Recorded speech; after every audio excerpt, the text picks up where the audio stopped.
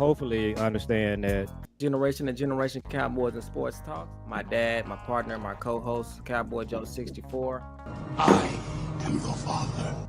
Just to get the Cowboys 2 good games to hopefully understand that they need to go receiver and go high with this next pick. Yeah, yeah, that's really what this is gonna be about. All right, you're looking live at FASCAST, Father and Son Cowboys and Sports Talks. I'm the host, DJ I Tell You What, aka Jules, and I'm joined with my co-host, Cowboy Joe, also known as Cowboy Joe 64 on Twitter, and our good friend B Bird, who's also has a YouTube channel. And this I'll post the link in the description of this video, and I'll post it during the podcast. So we're gonna just do a post game review with the OGs, and I'm gonna hop off and let them go and let them just give you all their rundown on the game. And this is our first post game show, so you guys earmark this one and get used to seeing us on post game. So y'all want to say what's up to the people, and y'all just go ahead and jump it off, and I'll fall off. And do this. Just monitor Big Time Show channel and monitor the Cowboys post game. Just tell us what they're saying. But B Bird, appreciate you joining us on Sunday evening after the game. So we're gonna break it down. Again, this is Cowboy Joe. Always glad to do shows with B Bird. So yeah, so this was a game that I had kind of earmarked. It was gonna be a hard game when I first saw the schedule.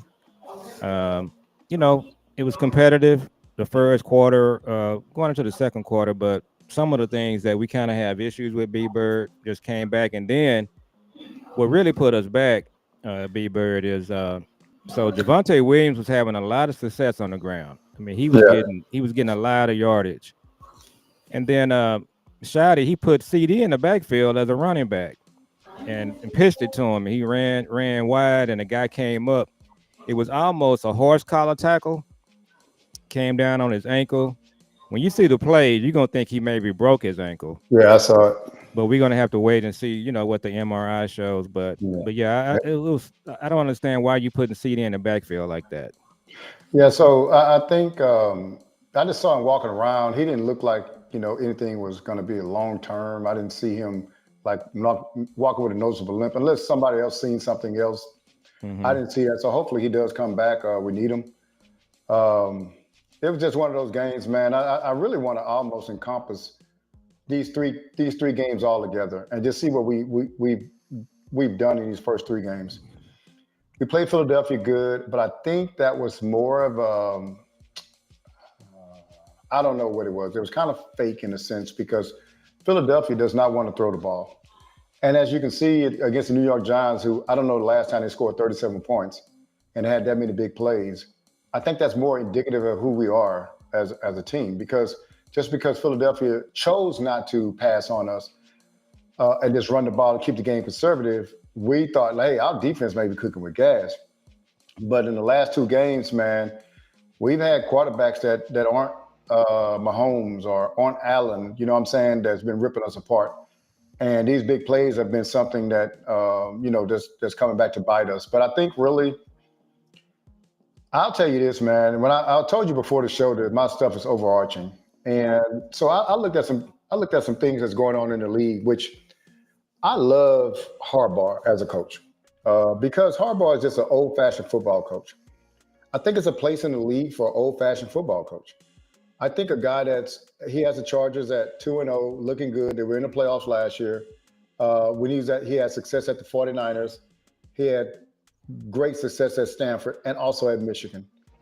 But why is this guy never, like, whenever it's his, the Cowboys never look at a guy like this? And what I'm saying is this: he's an alpha, man, and he's going to run this football team like he's going to run this football team, and he's not going to let not necessarily the GM, but the owner or anybody up front influence what he's going to do.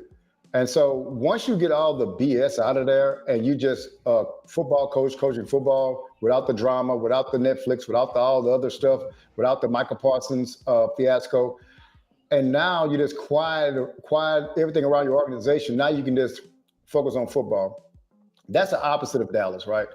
Dallas wants to magnify. They want to put a bullhorn to everything to try to, drum up interest, which, you have to be a certain kind of coach to allow that. Like you can't be a coach that's very sought after of to allow that. So I think what's happening with us, man, I was listening to Boston and they talk about who can we trade for. We might be start thinking about who can we trade to get value because teams may be looking at us saying y'all season is trash. Hey, let's get a couple of pieces off y'all team because I also look at, Shanahan winning 2 games in a row without a starting quarterback. The Commanders winning with a backup quarterback. Philadelphia coming back. These are teams that are faced with adversity and they've been winning the games, man. And so at the end of the year, after 17 games, these things are going to matter that, hey, we had a backup come in and win two games for us. That's going to matter. The 49ers took over first place without their starting quarterback there. They just won again today. They're gutsy. They're scrappy. Those gutsy, scrappy teams, you can't have that because the person that cultivates the culture on those football teams I just named, are the coaches. The person that cultivates the culture in Dallas is the Joneses, man. And it's never going to be right until we get those guys to either hire a real coach or let him coach or let Shoddy coach.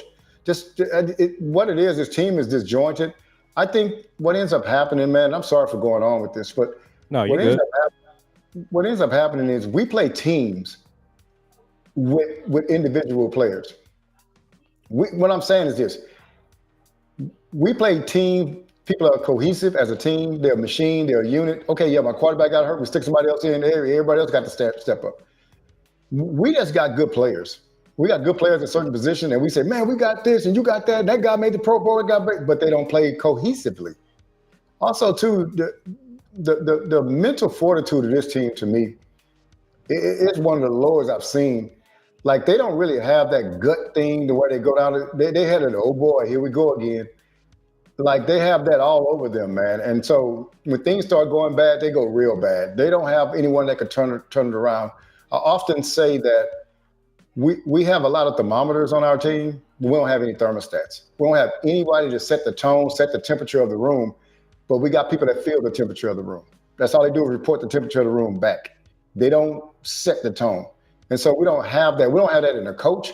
We don't have anybody. I saw after we went for it, we was at the 1 yard line. On 3rd down, we threw it. On 4th down, we threw it. And then they coming out after the interception, Shotty's patting people on the butt. When have we had one of those get in your behind coaches, man? Like, nah, man, no, we're talking about on the sideline. We don't like those kind of coaches, man. And the Joneses, let's just be real. They don't like those kind of coaches. When have we had the fire and brimstone coach? We have not had a coach like that since Bill Parcells, man. So I'm sorry for going on that rant, but that's kind of what I got, man. You're good, and that's a good place to start. And so, my best friend and I, we were at a lot of the Cowboy games in the 90s. We attended a lot of those games. So he and I have a long-running argument. It's kind of like a chicken or the egg theory. And so what I have said is that for the last 30 years, B-Bird, a broken clock is right twice a day, right? Right. So in the 30 years that we've had, you would have lucked up and hired a Jim Harbaugh. You would have lucked up and hired a Shanahan or a McVay. But Jerry has not done that because he just doesn't do a good job with hiring, number one. And number two, as you mentioned, he really doesn't want that guy. No. And so with this current coaching staff that we have now, I'm absolutely convinced that Shoddy hired the offensive coaches, and you can see it in the games, even though we lost today. You can see the offensive line. They're playing better. The plays are better, even though we had some problems today. But on the defensive side, B-Bird, Jerry and Steven, to your point, they went with Eberflus. They didn't try to go out and get somebody innovative on defense. They didn't try to go out and get a fire and brimstone. You mentioned the 49ers. They made Robert Saleh the highest paid coordinator in the NFL. So he's back with them. We should have hired Saleh and just made him the highest paid coach, defensive coach. You did it with Dan Quinn a few years back. You brought Robert Saleh in and you let the 49ers re-sign him. You could have beat him to the punch. So they got Saleh, we don't. So you're exactly right. This front office, Man, so it looks like you and my best friend are right. It's this it's they really don't the coaches don't really want to come here and coach under Jerry and Steven. So Not so not you not established coaches, not coaches that have options. mhm. So when have we hired a coach that had options? I'm talking about when have we said, okay, man, this coach either going to go to New Orleans, Jacksonville, or Dallas, It and was we got to make a Parcells. pitch for him. That's the last time, man. And so if a coach is, we have not hired a desirable coach. And I want to say one thing about that offense and defense. Offense sell tickets and defense wins Super Bowls. And you've Mhm. heard that before, right? Oh yeah. Well, what do they put more money into? What do they put more assets into? What do they put more coaching into? Offensive defense. There's offense. That tells you what they're interested in, selling tickets, man. And that's what they're interested in because those safeties should not be our safeties right now in this defense, man. They can't I cover. was stunned. I know you didn't see this. Okay. Yeah, After watching the game last week, the issues we had at safety, today in the first half, they were playing single high safety with Donovan Wilson. that's crazy. How does that happen? How do you go into your coaching meetings all week? You're watching film, and you got Donovan Wilson playing free safety by himself. That's almost impossible that happened. So if you let me tell you something, man. You can have the best F1 or NASCAR available, but if you let me drive it, man, we're not gonna win. So the driver is just important as the car. And so what I'm saying is, you actually, man, what great organizations do is say, man, I don't have a salary cap on coaches. No. I want the best. I won't change. It depends on what they're trying to do. I just don't know. I know for a fact that Jerry wants to win. But I know for a fact, but I'll go to the grave with this, that he wants to win his way, and he wants to be able to tell people, "I did it my way." And that's why he doesn't want anyone that's going to come in and say, "This is Jim Harbaugh's team." Jim Harbaugh has turned his. He don't want to hear that. That's the worst thing in his mind that he can hear. And so, Mm. it. I we can talk schematics, we can talk all that, but it comes from up top down. Because what ends up happening is, you look at this defense, man. I looked at this team. I looked out there on the field. I said, this defense is just not good, man. I'm talking about personnel wise. It's just not Mhm. good personnel wise. And so, who are our difference makers on defense? I mean, hey, we don't want to go back into this, but we traded him away. And Yeah, I we think did. what was happening is Micah was covering up a lot of blemishes, man. One of the things too we've always been, I think, is a front running defense. When our offense back in 2023 would get the lead, now we kind of can dictate to the other offense what we do. But when we get behind, man, and offense get to pick whatever they want to do, we don't know what to do with that, man. And it's just, I don't know, man. It's just, that was a bad loss today. But really, if you look at the season in total, it's kind of, if you go look at it, no, that's how it's going to be. We can't cover nobody, man. Yeah, and so shout out to Cowboys champs and shout out to Ken Wright. Appreciate you guys joining. Make sure you like and subscribe to B Bird's channel and our channel. So B Bird, I watched film this week. Some other content creators posting videos. Sanborn, again, just like Donovan Wilson. There's no way in the world you start this game with Sanborn on the field, just instead of Leo Fowl. There's just no way you can do it. It's so again, it goes back to this front office. You just have to say to yourself, what are they looking at? It's like is anyone watching film? Is anybody doing like analysis? Is anybody looking at whatever you're supposed to look at? And to watch the way, so this is Eberflus. This is his the prodigal son. He returns home. You go play the team that fired you, and this is what you come up with. It's just impossible that you could just do that. And so you got to So, come in. He once again he rushed forward, B Bird, pretty much yeah, the whole game. How is yeah. that possible? You saw when you played the Eagles, you put pressure on Jalen Hurts. You started blitzing from the corners, from the middle. Second game in a row, he really didn't dial up anything to put pressure on Caleb Williams. Just how does that happen? Well, the thing about it is, I think what happened was, coming in, he figured, hey, I'm going to be able to get four pressure with 4 because I got Michael Parsons, right? Mm, That yeah, was yeah, the yeah. whole thing. And so to his, I mean, to his side, he didn't imagine what he's going to have right here, right? Yeah, And that's not to the be way it used fair, to yeah. work. And so, but the thing about it is, you said Sanborn is playing, right? He played the whole game. I want to actually, I'm just going on the line. So Sanborn is playing. You don't think he should, correct? Correct. Okay. What about Hooker? What I would say about Hooker, this is the problem that, and we're gonna talk about this as the season moves on. The problem that I have with this scheme, B Bird, it really doesn't put an importance on quality safety play. The safeties, they're just literally like, you know how you and I back in the day we would play football in the front yard, and the Yeah. safety would be like down the street. You Yeah. know, he ain't Yeah. really, he just out there. Yeah. That's what this defense does. Think about Marinelli's defense. During Marinelli's entire tenure, he never wanted a Pro Bowl safety. They had Jeff Heath. They had Barry Church, who was an undrafted free agent. So the position of safety in this scheme, which is the Marinelli Tampa 2 scheme, there's not an emphasis on safety play. So to answer your question, our safeties are doing what they're being asked to do. Just like today when they started the game, Donovan Wilson is 15, 20 yards downfield by himself.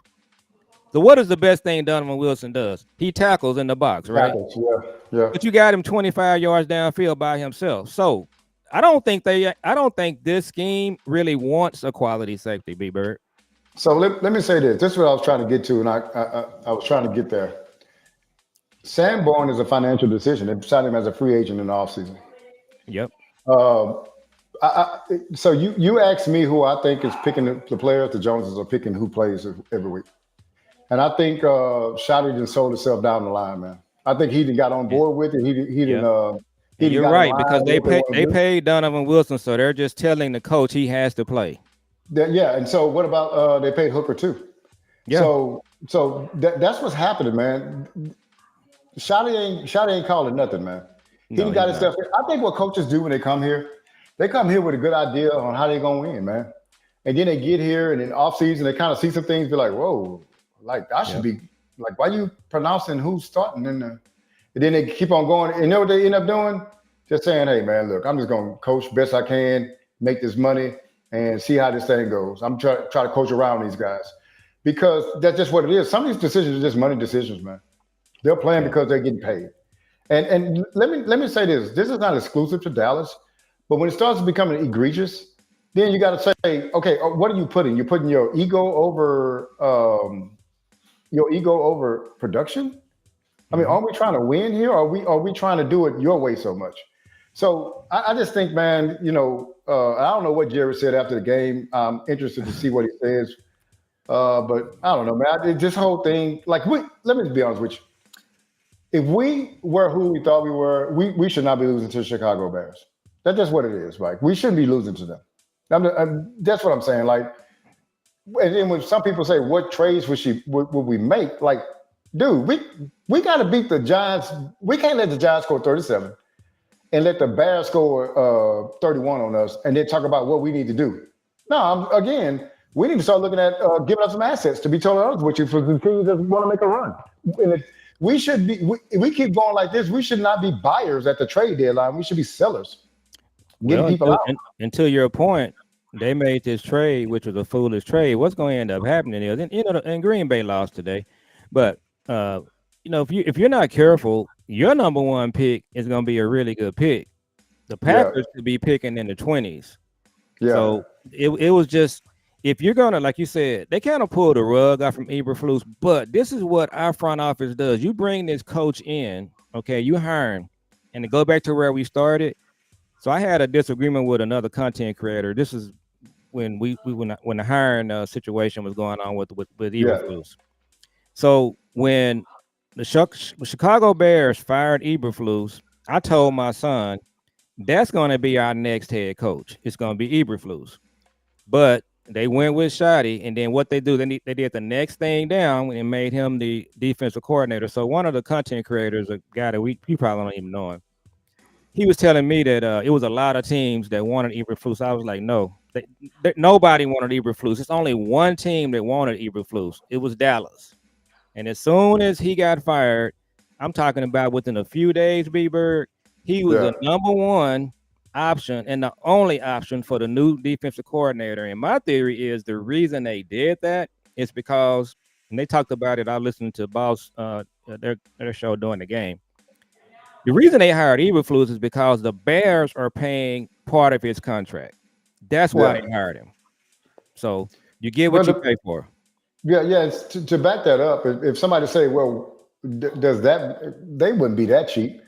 Well, they went to when Mike McCarthy is last season. You never let a coach.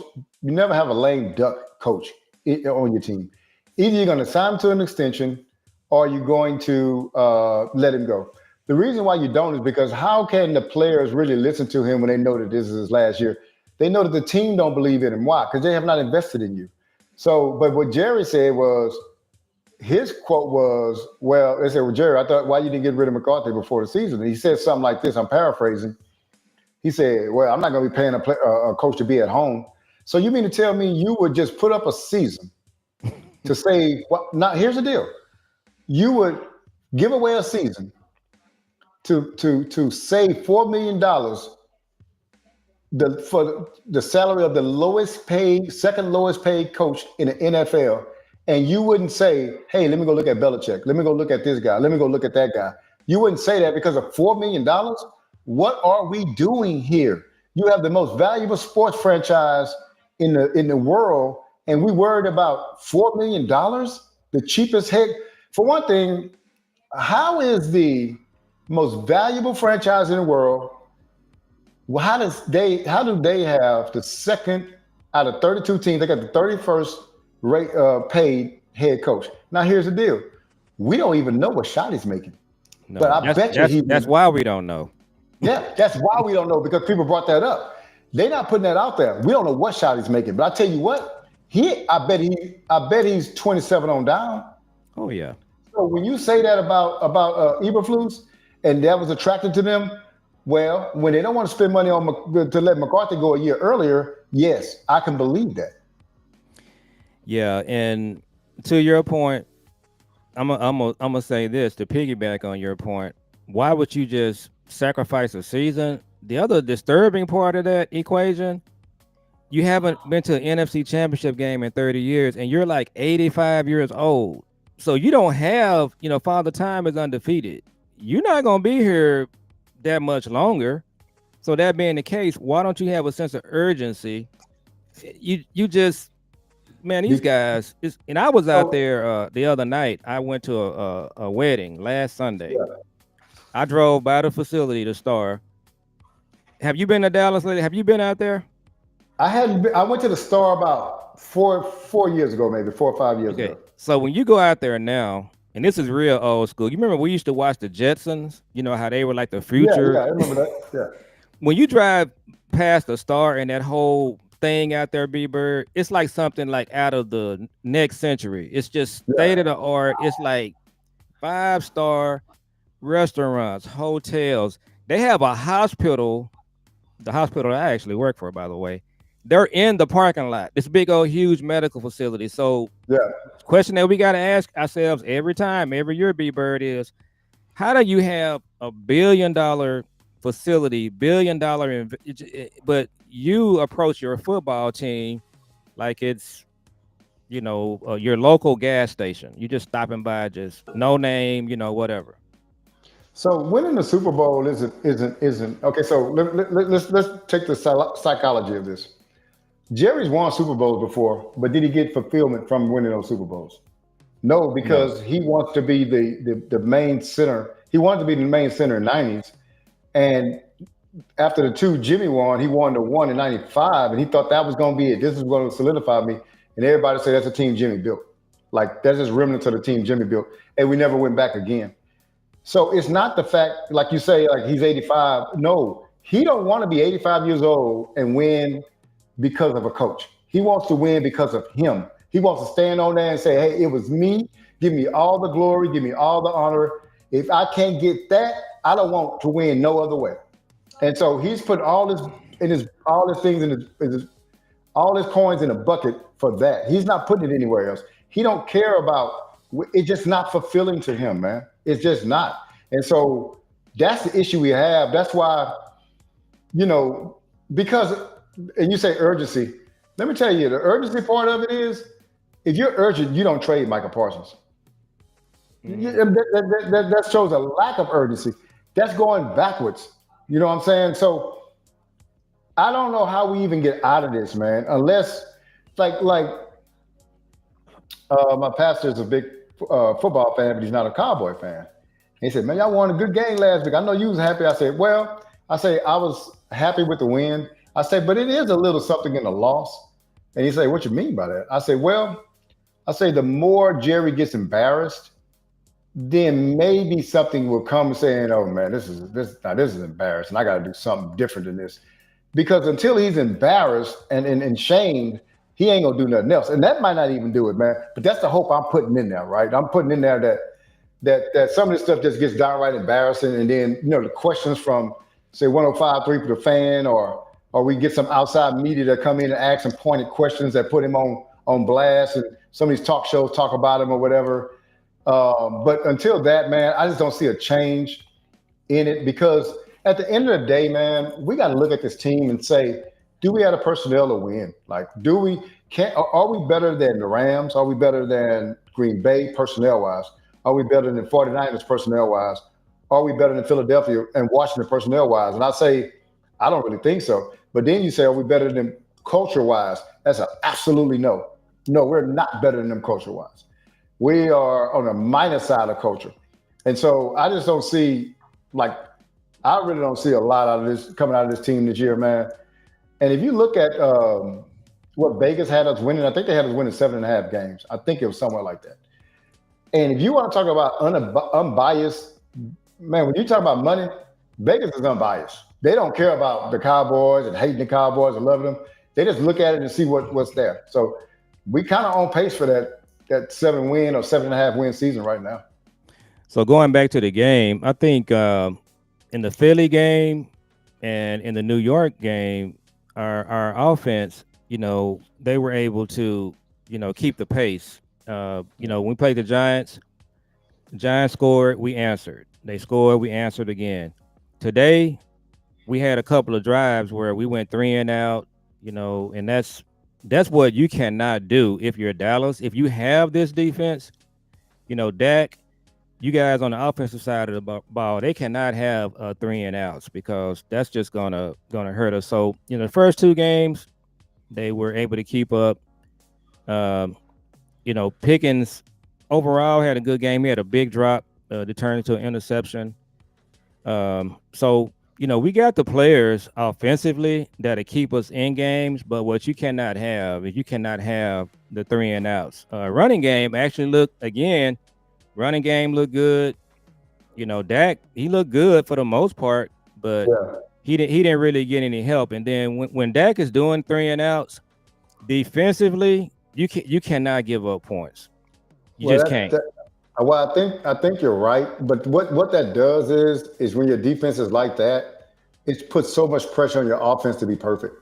So we could go back and look at Mahomes' career, where their defense carried him in the Super Bowl. Yeah. And he's like, man, he's Patrick Mahomes. He's the second coming, right behind Tom Brady as a GOAT. Yeah, but he needed his defense. When has Dak been allowed to have a decent game or a subpar game and still win because defense kept him in? I just don't remember that game. You know what I'm saying? I don't remember. Somebody might say Philadelphia, but Philadelphia does not threaten you in the passing game like that. And so I just don't remember a game where we have rode the defense to a victory. I just don't remember it. And so, it just, when you're under pressure to be perfect, it's just very hard to be, man. When you have no leeway, well, okay, yeah, we had 3 and out, but our defense is going to take care of this. Don't worry about it. We'll be right back out there again. Our defense saying, hey, man, don't worry about it. We got you. No, that ain't this defense. The other thing that hurts the Cowboys, it goes back to what we were saying earlier. We've got problems paying the head coach, but you've had the same issue with the coordinators.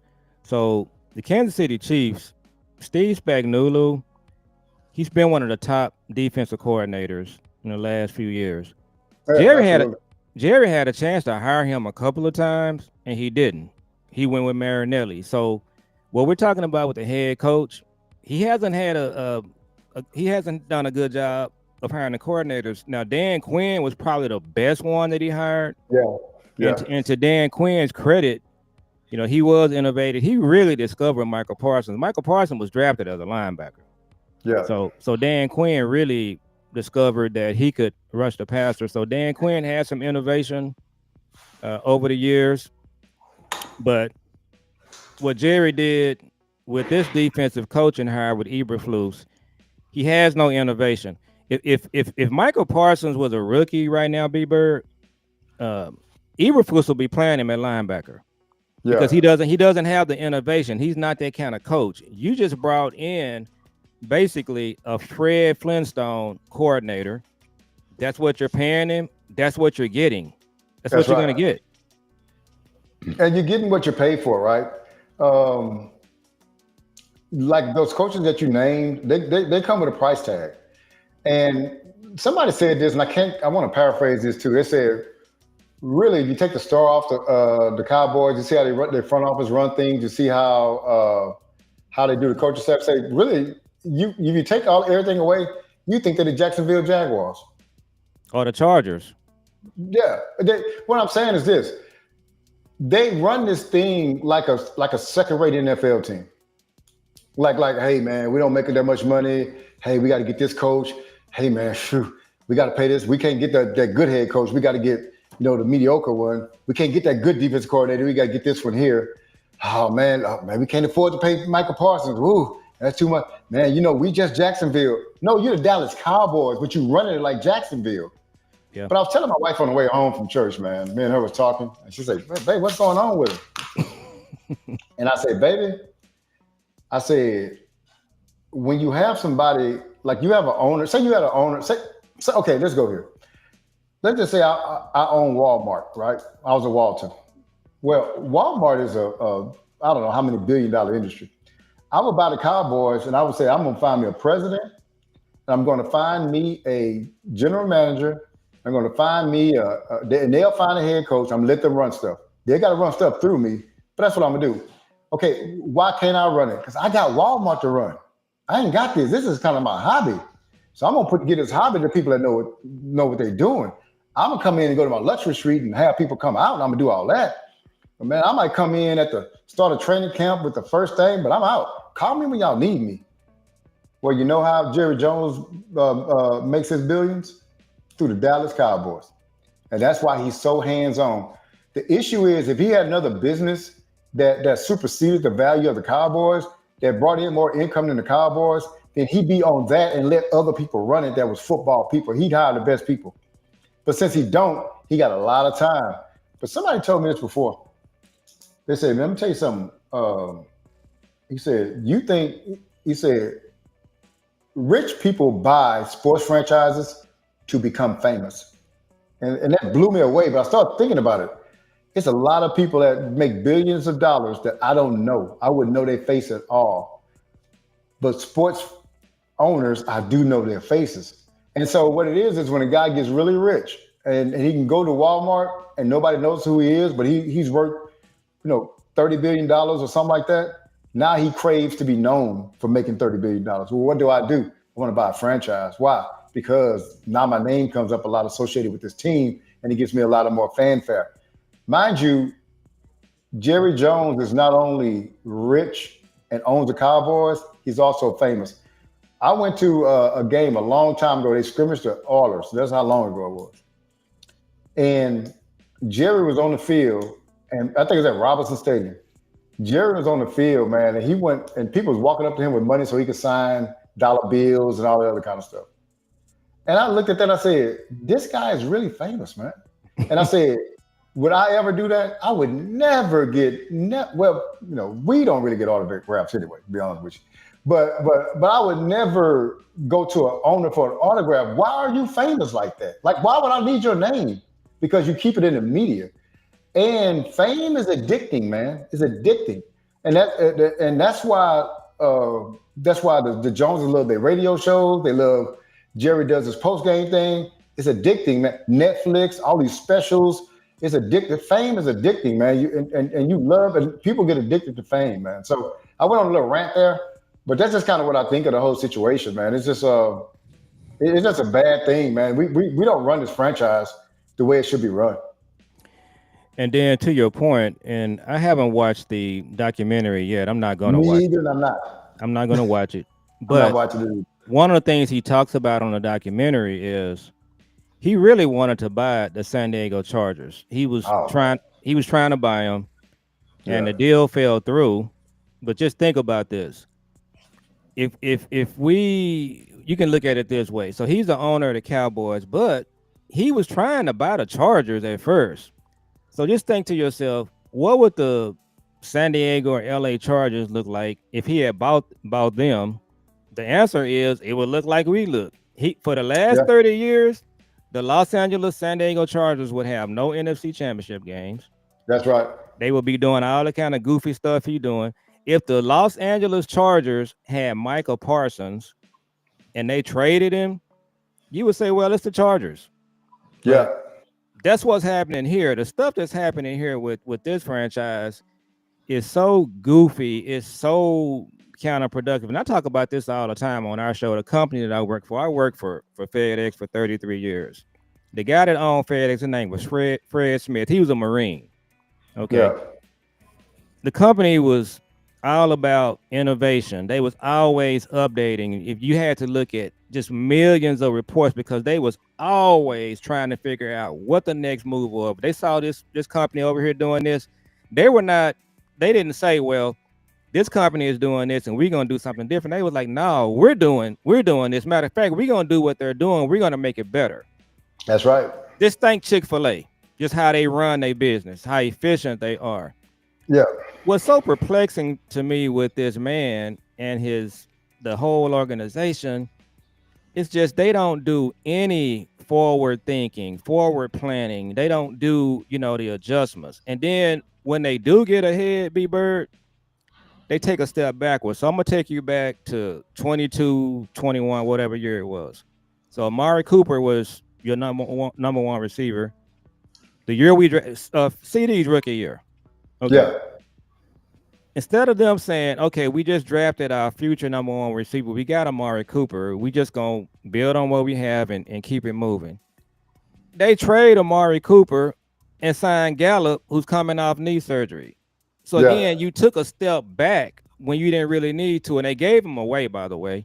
So absolutely. this year, you hired a new defensive coordinator. You kind of have something kind of working for you. And what do? They trade Michael Parsons. So that's who they are. Now, one thing about forward thinking is this. Okay, so I have a theory that you could be around something for as long as Jerry's been around, but if you come up the wrong way, right, then that knowledge isn't going to help you. Going through all this stuff is not going to help you. Let me give you an example. I always give this one. My sister is a surgical tech. She's been doing it for 30 years, right? So she's been in a lot of surgeries. But I'm not going to let my sister perform surgery on me because she's not qualified. Mm-hmm. She's been there doing it for 30 years. She's been doing it for 30 years, but she's not qualified to actually do surgery on me. Just because somebody's been around something for a long time does not mean that they're qualified to do it. And so when you say about innovations, if they don't have a basics of what they're doing, because they don't have a structure, they don't have a plan on how to implement a team, and they're trying to do it, right? They're not letting Shotty do this. They're doing it themselves, and they're telling Shotty, like, hey, Shotty, hey, we want to see such and such. It'd be nice to see this guy. You're going to do what your boss says do, right? Because you got this contract, you're trying to make this money. So what they end up doing is just submitting to the Joneses, man. After a while, they just say, hey, if I fight against this, they're going to run me out of here and I ain't going to have no paycheck. So how about I just go for it, just get the paycheck. I was an advocate of Deion Sanders. And I'm going to tell you something about that. I'm not really a big Deion Sanders fan as a coach. But I wanted him for this particular team. Why?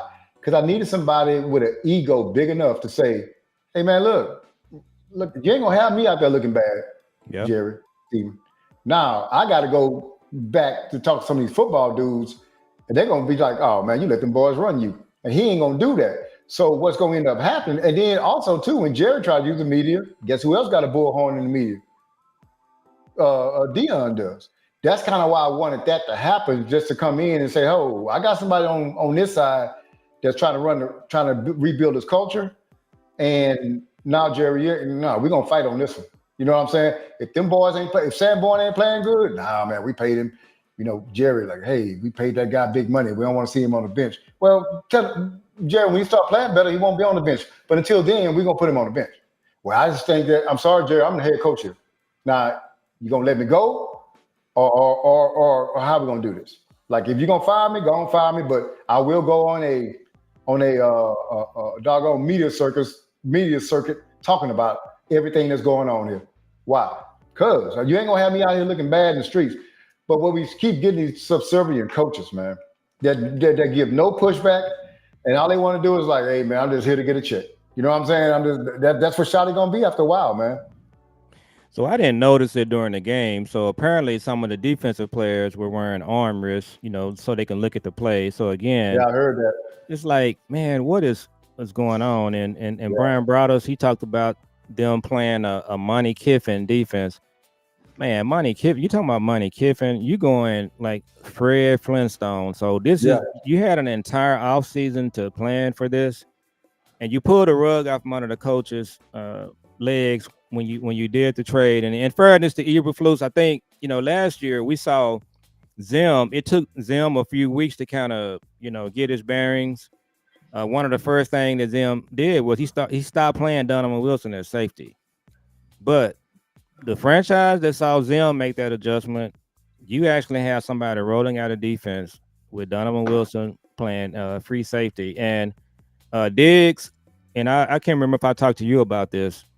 So I had the same knee surgeries that Diggs had. I had he had the microfracture surgery, which is, I had the old school version where they actually drill holes in your kneecap. And it took me, I'm gonna say 2 years. So I think I told my son, when we played the Giants last year, the first game of the season, that was Diggs' best game. He was coming off the injury.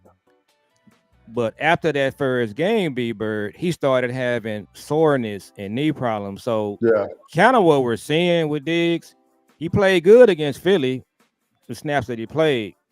But I think what we're kind of seeing now is the after effects. That's the surgeries that he had. It ain't nothing to play with. It takes you a while. So I think we kind of saw that today.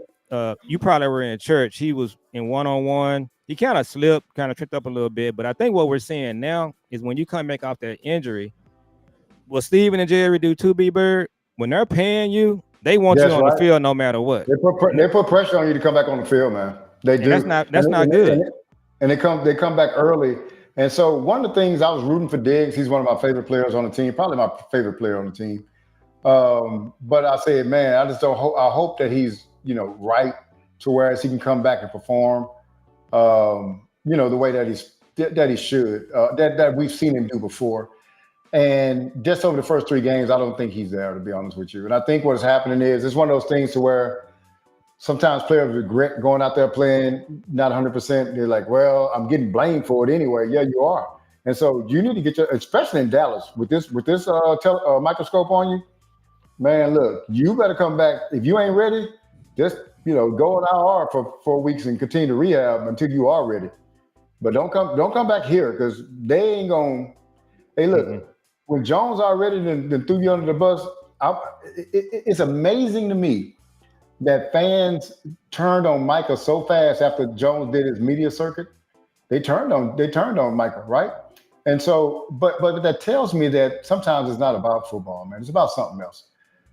Because there's no way that y'all should have turned on Micah for wanting his agent to communicate with Jerry, and Jerry refusing to do that. And the thing about it too, man, is that here. Let's talk about that situation a little bit more. Let's just take Carolina, right? Let's just take Carolina. If Carolina had Michael Parsons, and the GM went on a deal saying the GM at Carolina says that he's not going to talk to Micah's agent. They've already worked out something. He's not going to talk to him, this, that, and other. And then end up trading Michael Parsons, right? Do you think he gets pushed back on that or even get fired? The GM? The GM of Carolina Panthers. He's definitely putting himself in a position to get fired, especially if he doesn't get the return on the trade. He just gets Absolutely, fleeced on the trade. And so what that tells you is that when you're operating without your job being in jeopardy, you take some liberties. Jerry has taken liberties on a lot of things, and it kills us. He doesn't know it because his ego. Let me be honest with you. You know, when Tom Brady gets on the sideline and he's cussing and all that kind of stuff, it's boy, look at it. He fights. He's look at it. He's a commander. He's this, that, and other. But when Dez does it on the sideline, it's a whole different deal. Same thing, a whole different deal. What they like to call our players emotional. Oh, he got to control his emotion. And sometimes it's true. Jerry is very emotional, man. That dude is so emotional. That's why he should not ever be in a negotiating room. That's why a GM that does not have an emotional connection to the money negotiates deal, because what he's going to negotiate is the deal for what the deal is a deal. I'm not going to take personal stuff in and go and talk to the player about how his personal feelings is. Nobody cares about that, man. The agent is going to go and talk about dollars and cents. So you got two people that are just talking finance, going back and forth instead of the emotions in it. Jerry's emotional, man. That's just what it is. And that's what came into play with Micah. Because theoretically, if he can get fired, he never makes that decision. Yeah. That's our issue. We got a GM that cannot lose his job. All he does is keep trying. And then he'll say something like, I'll take accountability. Let me tell you, thank you, God, for stopping me from cussing. Let me tell y'all something right now. And I'm going to look dead in the camera on this. Accountability is not taking public or talk show radio questions. Accountability is losing your damn job and having to go and find another job and have to figure out how I'm going to pay this mortgage, how I'm going to pay for my kids' college, how I'm going to pay for this house I got in gated community, how I'm going to pay for these cars. That's pressure.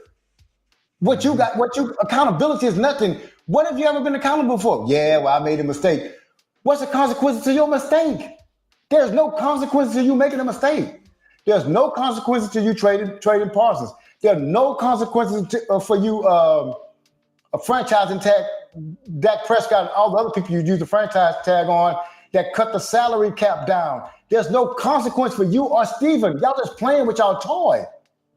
Y'all just playing with a toy with no consequences. And it's a shame, man, that this team has to be like this. Because I don't know, man. It's just a shame that they're like this, man. And they're not gonna. And people say, well, Steven, can I tell you what Steven Jones as a GM is old too. So when Jerry leaves, Steven gonna take it. He's gonna be 70 damn near. He's old. We have no innovators in there because all they want to do, all Steven is trying to do is make the most. Hey, I want this stadium full, and I want to pay every player $40,000 a game. That's what I want to do. If I can just find a way to pay every player $40,000 a game and sell all this hawk all this cardboard, the tour of the star, the tour of the stadium, get some WWE, some motocross, and just hawk. I want to hawk everything. I want to get it out there, and I don't want to pay nobody nothing. I just want to get all the money back. That's why they don't sign. Okay, why have they not signed a premium free agent since 2012, Brandon Carr? Because they're not getting into a bidding contest because they don't want to pay their money. They're not trying to win like that. They want to get all drafted players so they can say we did it our way. That's why they don't sign free agents. Why not? It's ridiculous that we've been 13 years without signing a free agent. And anybody that says that you build your team through, you can't build your team through free agency. But what you do is your misses, you make them up in free agency. But they won't do it. And anybody out there cannot explain to me, and you lie and say you can, that 2012, a high value, a top 20 free agent, Brandon Carr, you can't tell me that's sufficient. That is not sufficient. You're not trying to win. And guess what? That's why we got 30 years of the same thing that we've been having. And we've been loyal fans. People call Cowboy fans fly weather. Who fair weather after 30 years? Yeah. Who's fair weather after 30 years? We are the hardest fans. We ain't had nobody there in 30 years. What are we talking about? We call 49ers fans that, or Eagles fans that. They more fair weather than we are. We stuck through this stuff. We look at our ownership and we see, you know what people look at us for? And I'm going on a rant. I'm sorry. No, you good. But when Washington had Dan Snyder, this is how much I think about culture. When Washington had Dan Snyder, I never worried about them winning anything. Why? Because the toxicity at the top goes all the way through the organization. I don't care what coach they get. I don't care what players they get. The toxicity starts at the top, going to end at the bottom. They will not win with that kind of toxic ownership, that kind of toxic GM. It infiltrates the organization. But guess what? Philadelphia and Giants and Washington fans look at us and be like, long as y'all keep Jerry, buddy, we good. Y'all gonna keep Jerry? Yeah, we good. We not worried about y'all. Yeah, y'all win. Y'all might go to the playoffs and win a division, but 2 weeks later, we ain't gotta worry about y'all no more. And they've been right for 30 years. So that's my rant, bro.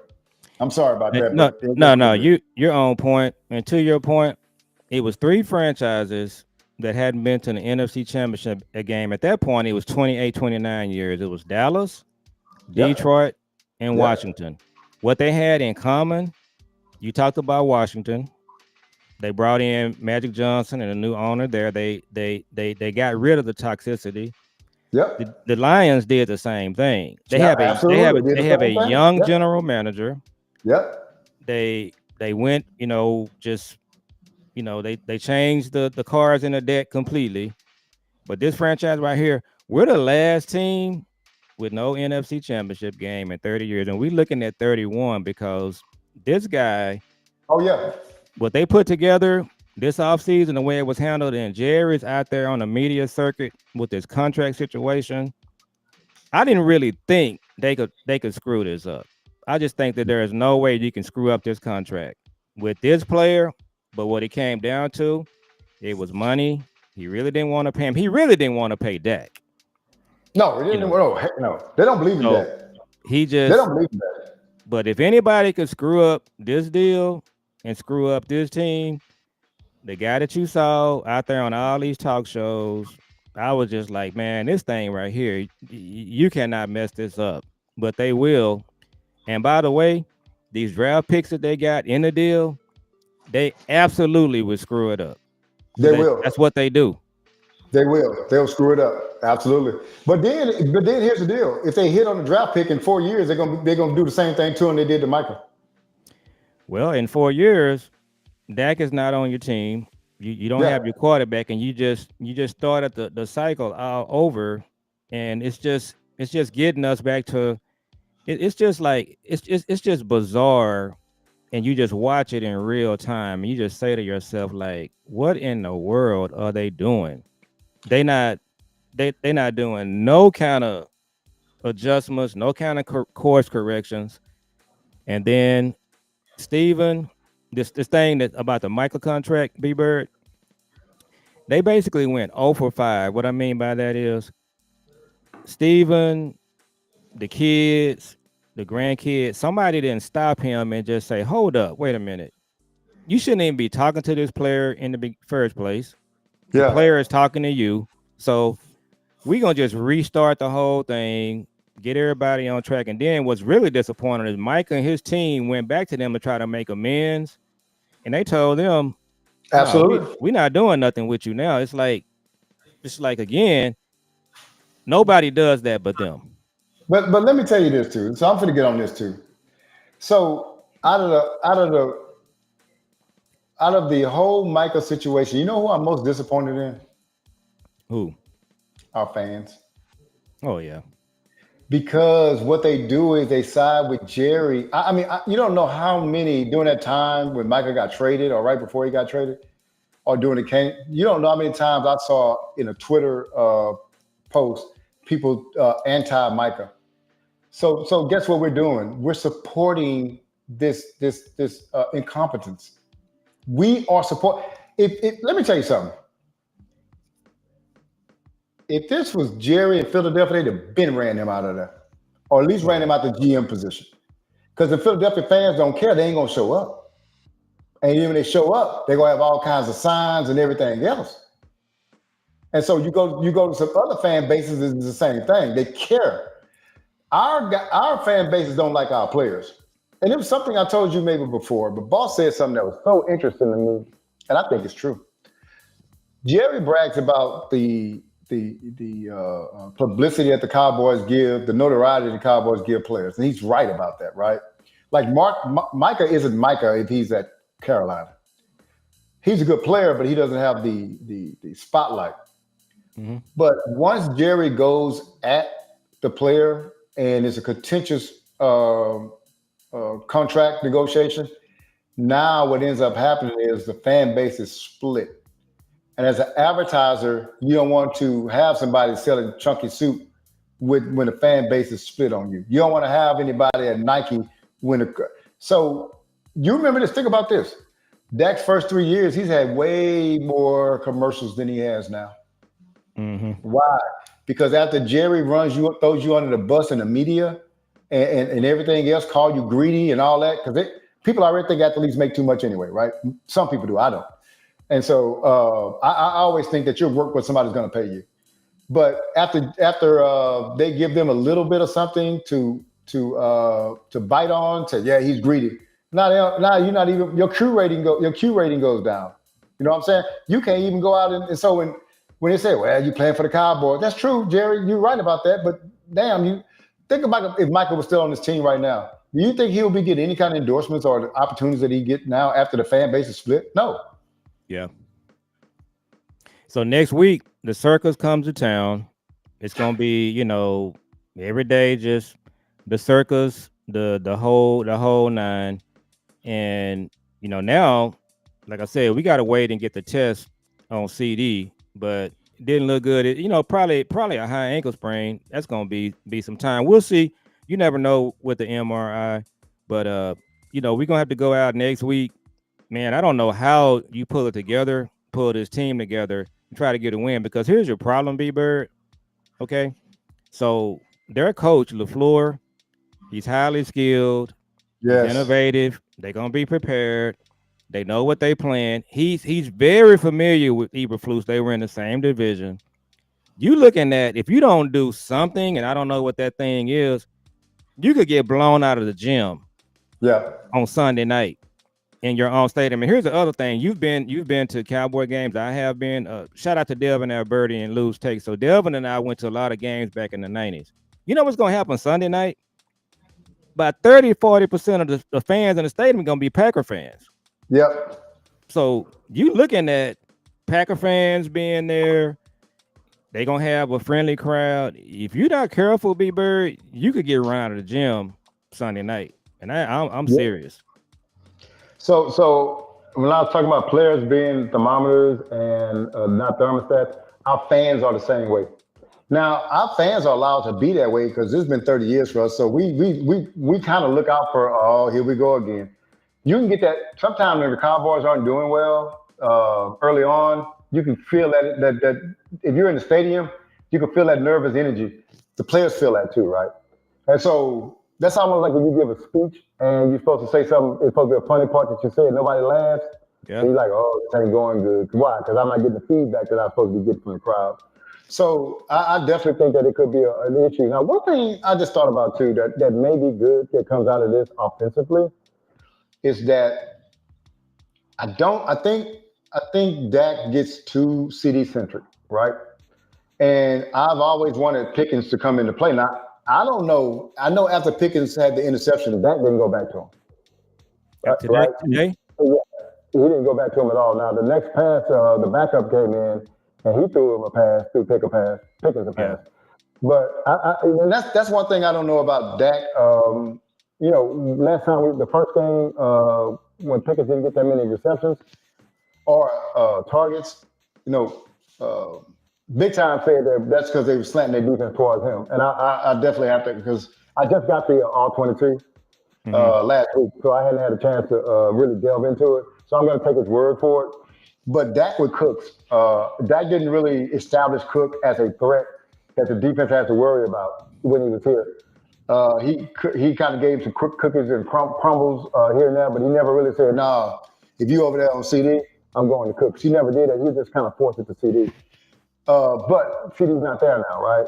So what may happen is that he has to start trusting Pickens, and then when CD comes back, Now Yeah. you really got a two-headed monster because right now you're a right-handed puncher, and that's how people worry about is your right hand.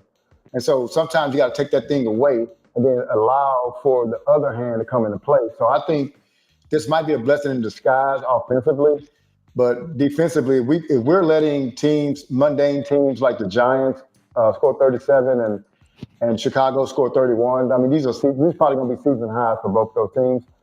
Then that I don't know what to say about the rest of the season with that. Yeah, so we'll go ahead and close on that. We've been on an hour and we want to watch some of this Kansas City New York game. So this is we kind of know what's happening now, what we're looking at, and so we'll just see how this week pans out. We got Micah and the Packers coming in, and you're gonna have to buckle up your chin straps real tight for this one. I think it's gonna be a physical game. Again, defensively is my main concern. I think offensively, we're gonna be okay, and we'll just kind of see what happens there. Of course, they're gonna probably have three guys on Micah all night, but the problem is these guys are not that smart. They'll single Michael up all night. It wouldn't surprise me. That's the kind of thing they do. And let them have a field day, right? Yeah, they'll just single him, and I wouldn't put it past them. So, man, we're gonna go ahead and wrap. Appreciate you joining. One thing before we leave, so hopefully Friday that we can get together and do a show with Big Time. So that's how man, and we'll see where we go from there. I'm available this Friday. So Friday's a really good night for us. So we'll concentrate on that, and I'll chat with you during the week, and we'll try to get it going. He's on his show now, so I'll reach out to him, and then we'll try to get that squared away. But Friday is a really good night for us. Yeah, we do it again, man. I just wanted to say I enjoyed y'all's show. I listened to the whole thing. But yeah, I agree with everything that everybody was saying, and especially B-Bird, what you were saying about how the organization is ran and how their jobs is not in jeopardy. I mean, and how this is basically just their little toy. This is just their little toy that they play with. Yeah. This is just their little, because like I said, this season, you kind of in the type of territory. Well, like my dad said, they always go backwards. They do things to go backwards. The Amari Cooper thing, they went backwards. They what they did by trading Micah. But what you're looking at with this is they might have punted the season a second year in a row. Because last year, the year before last, they went backwards again. They lost to Green Bay. Now, we didn't need to do anything because we had a wonderful team. I mean, we had a great team, but that first year, that first round playoff game, it got us. But we had a good team. Okay. Now, all you have to do is come back next year and you have to improve your defense. But what did they do? What did they do? They said, okay, we're not going to bring back Tony Pollard. We're not going to do anything whatsoever in free agency. Gilmore. We're not going to do any of that. We're not going to do none of that. As a matter of fact, we're going to have a lame duck year for Mike McCarthy. Yeah. We're going to bring back Zeke. We're not going to get a running back to help Dak, even though they're the cheapest they've ever been in the history of the NFL. They went backwards. They double, triple, quadruple down and went backwards. And then following the next year, which is this year, they hire Shoddy. They hired Eberflus. They did everything that they were okay. Like when it comes to hiring, we was okay with Shoddy being hired, but the Eberflus hire was terrible from the beginning. We said that, and then they traded Micah, and you traded Micah in the most inopportune time. You traded Micah. Do you think Eberflus would have took this job if he knew he wasn't going to have Micah? No. I seriously doubt it. So you trade Micah from Eberflus, knowing that this is the only thing that's going to make his scheme even be effective at all. Because right now, it's not effective at all. We probably had the worst defense in the league right now. Yeah, I agree. Yeah. So, you might have just punted the season, and then you don't trade for George Pickens and then trade Micah. You don't do that. So, so what happened is just like you said, Jerry literally traded. We don't want to say what it is because this is a sports world and the environment that we in. We don't want it to be that, but it is that underlying. To me, it is that underlying thing that we don't want to say it is, because there's no reason in football sense for you not to want to talk to an agent. It just doesn't make any sense at all. Yeah. You mean to tell me that you don't want to talk to the agent of one of the best players on this franchise in the last 30, 40, in the league in the last 30, 40 years? You don't want to talk to his agent because of what? Why? What how does that make any sense? And then Steven come on and say, you know, guys, we don't have to talk to the players. We don't have to talk to the players. I mean, like if every player said right now that they don't want to talk to the owners about their contract ever again in the NFL, do we think that any of those owners will say, well, you're not playing for us because we can't talk to you? We have to talk to your agent. So you're not playing. We're going to trade you because we don't want to talk to your agent. Yeah. It just doesn't make sense at all. So you're looking at what you're looking at right now is you might be looking at Jerry and Steven ruining the season for the second year in a row. That's just the bottom line. We can do X's and O's. Jules, here's the deal. Everything you're saying is right, but we just got to have a concerted effort to call them out on it. Yeah. Our media isn't strong enough because 105.3 the Fan cannot ask him pointed questions because they have the contract for the Dallas Cowboys, and he who has a contract for the Dallas Cowboys wins the rating awards. And if you say something slick to him, too slick, you won't be on the radio anymore. He'll get you off. And people say, well, why? He wouldn't do that. Yes, he would. Because guess what? If I'm Jerry Jones and I say, hey, man, I don't like what that dude said. I'm not doing any more interviews when he's going to, either he go or I go.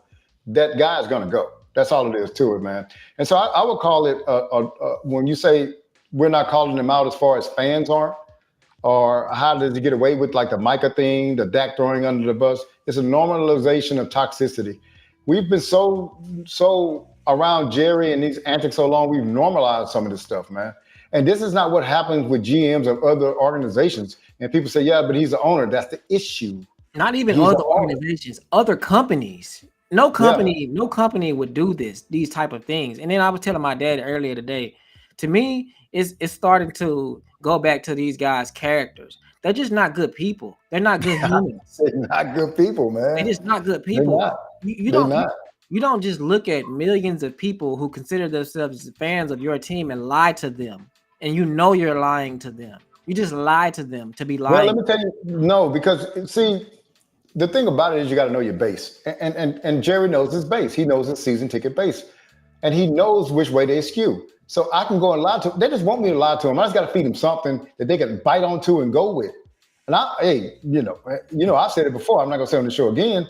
There's some other stuff involved in that too, right? It is. And that's just a societal thing, man. And so we got to look at that and be like, hey, if he was going hard at Sean Lee like this, like he would at Micah, it would not be tolerated. That's one of our guys, man. Now you can't do our guy like that. Jerry wouldn't dare do a Sean Lee like that. He wouldn't dare do Tony Romo like that. He wouldn't dare do them. But he take liberties because he knows that most folks think they don't deserve the money anyway. I can go at them like I want to. Dad Bryan better not do nothing like that. He can go at them like that. He can go at Michael like that. You know. That's right. Mm-hmm. And so he can't go. That's why with the best tactic to take, to be honest with you, is what CD did last year. Just stay away. And we all play dominoes. You know, one of the favorite things in dominoes, all money ain't good money. Y'all heard that before. And so what they're saying is, yeah, you can get this money now because Michael went to camp talking about, man, he don't want to lose $50,000 a day. Dude, you're going to lose a lot more. And what I'm trying to say is stay away. That's that way you ain't got, nobody got to put a microphone in your face every day and ask you this and ask you that and this, that, and the other. No, just stay away from it. Let your agent handle it and go about it. You did the wrong thing, even showing up to camp. If you showed up to camp, you do better. I'm going to let my dad close this out. And I'm going to say this before you close this out. I'm going to say this like here. Micah and his camp and this is why I'm going to have Micah back a little bit. They thought, just like we thought, that the Cowboys would not dare do something as stupid as trade him. That's what they thought. They was thinking in their head, I can go to camp. What's going to happen? It's not like they going to trade me. That ain't happening. They would never do nothing that stupid. And then what I asked my dad, I said, Daddy, what is the worst thing that they could do? What is the worst thing that they can do? Trade Micah? That's the worst thing that they can do is trade him? That's the worst thing that they can do. So I'm gonna close it out. With this. So in 2016, a lot of people they say the 2014 was our best team, B Bird. Some people say That's my opinion too. That's my opinion also. So you like the 2014 team? Yeah. So some people say the 2017, that was the one that DeMarcus Ware was on. They were 13-3. So I'm gonna go with the 2016 team just for the sake of argument. So the week of the game, B Bird, Dez has talked about this. Mm-hmm. So Dez was trying to get everybody fired up. He wanted to raise the intensity level of practice. He didn't like the way the practice was going, so he was getting on the players, talking to the coaches. Jason Garrett pulled Dez Bryant to the side and told him, the rest of this week, I don't want you doing that. We're doing something different. We're not going to be out here, doing this. We're not doing none of that. And so that's crazy. And so when the game started, they got down 21-3. So Dez said when the game started, he knew what was going to happen because of what they did to him that week of practice. And they ended up coming back, but they don't like those kind of guys. They don't like those kind of guys. They do not want that. They don't want it. And so Michael fits the bill. So Dez said that he didn't pull him to the side. He said he did that in front of everybody at the practice. Well, yeah, he did. So, that's but crazy. again, the 90s Cowboys, B Bird, they had 10 players like Dez. Yeah, absolutely. And he said that was in the locker room, and he was just like, everybody was in the locker room looking like doom and gloom. Everybody was in the locker room just looking like we're not gonna go out here and like we're not gonna have a playoff game. And so we're gonna wait and see what happens. But what may have just happened with this trade, they may have just told their team what Jason Garrett did with Dez that week of that Green Bay game. So that's kind of what we're faced with. Man, I tell you what, I'm gonna let you go after this, but boy, you hit on one right there, brother. Because when you're saying that you're going to trade the best player, that has to have an effect on all the other players, right? And they know not just the player in itself, but what he brings to the field. And you're saying that we're going to trade that didn't raise the intensity, raise the hopefulness of the locker room. It lowered it.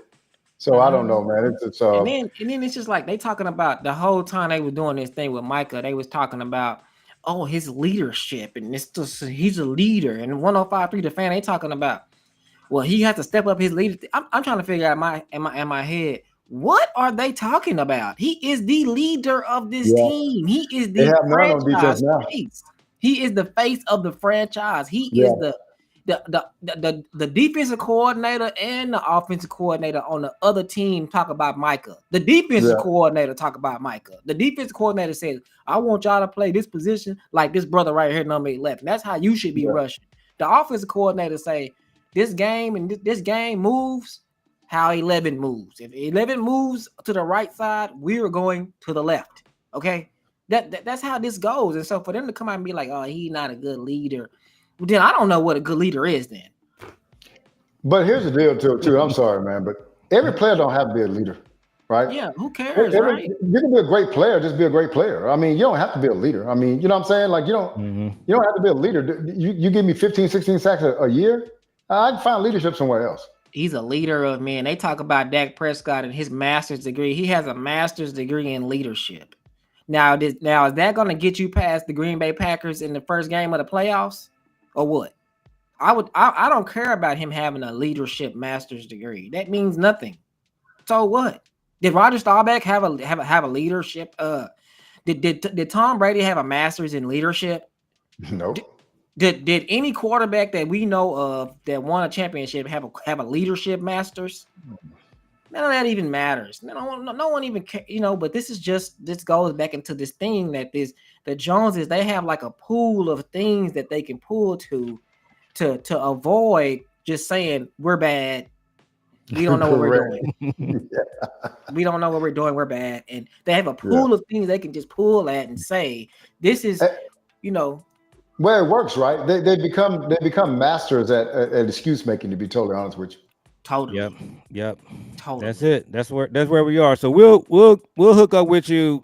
I'll reach out during the week, B Bird, and see how it's going, and then I'll reach back out to Big Time, and we can try to these shows, man. When you're doing stuff like this, it ain't no like it ain't easy work. You gotta be art. It's fun, anything can change it. Yeah, you can be doing the show. But yeah, that's the y'all great gotta thing do the about OG. us, though. Y'all gotta do the OG show one day this week because, like I'm telling you, like even YouTube was asking me when is y'all gonna do that show again? Because Well, we're going to try to do it Friday, this Yeah. Friday. Hopefully, it all lines up for everybody. So, like YouTube, the cachet, like all of the algorithm is like telling me like you need to do this, you need to do this, you yeah, need to do this, yeah. and the videos it's We're talking going to about is consistently the ones with y'all three on it. And then we'll do We're the gonna post game too, B Bird, if that works. And Yeah, we'll just definitely, kind of see how definitely. it Yeah. goes. That should be I Sunday can night. tell you this. Yeah. I can tell you this: that next Sunday will be the last time. I'll miss probably like I did this week Okay. on it, but I could definitely catch up and then do the post game with y'all. Oh yeah, Okay. we got enough games to do, so we'd be good. Yeah. So Hopefully it's after a W, man. absolutely. So I'll touch bases with you during the week. All right, man. It was great being on with you guys, man. All right, you too, man. Have a good one. Okay, go on. I got a moment. Yeah. Hey, so I just want to tell everybody, it's B-Bird Cowboys. If y'all want to follow me, if y'all haven't followed me yet, please do. Father and son, I guess y'all already know that. Follow them. These are some of my good friends, man, on here in this Cowboy content creators. I always lean to them. I watched them beforehand, before I got the pleasure of being on with them. And I definitely like chatting it up with these guys. But also too on Twitter, B-Bird Cowboys. I haven't been too active. I've been really busy at my job and at my church. So, but hopefully I'll start being a little bit more consistent and dropping videos or whatever. But y'all keep a lookout for me. Subscribe to my channel. I'd appreciate it. For sure. Absolutely. Follow and subscribe to B-Bird Cowboy. I'm gonna put the link in the description, and the link is on the screen right here. So just click on it from the screen, or you can click on it from the description. All right. Have a good one, guys. All right, brother. Okay. All right. You too.